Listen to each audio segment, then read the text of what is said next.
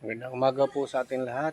Ito po si Joe Malinis, ang iyong kaibigan, iyong lingkod. Pabagi ko po sa inyo sa umagang ito ang halaman na nagbibigay sa atin ng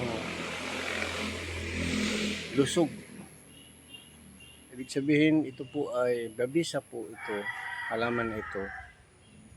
Ito po siya.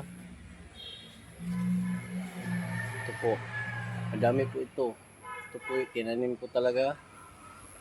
Dahil itong bisa na ito ay pag ininom mo siya, lalaga mo muna siya at least mga 10 talbos. Hugasan mo ng 3 beses, ilagay mo sa kaserola, lagyan mo ng tubig, at least 3 baso. Pakuluan mo siya.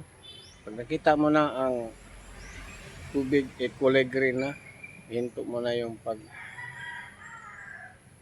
pagluto. So, palamigin at ito'y inumin mo sa umaga bago kayo mag-almusal o tapos ng maligo. Bago mag-almusal ito, inumin po ninyo.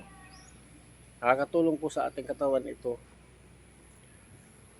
Papalakas, lalo na kay Manoy.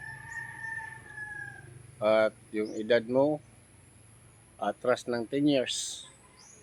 Ibig kong sabihin, yung kalakasan ng katawan mo, kung 60 ka na, 60 years old, ay para ka na lang 40 years old. Dahil sa halamang ito. Ito po ay tinatawag na Miracle Herbal Tea. Ito po. Nagbulaklak po ito ng kulay puti. Ito po ay maibahagi ko sa umagang ito.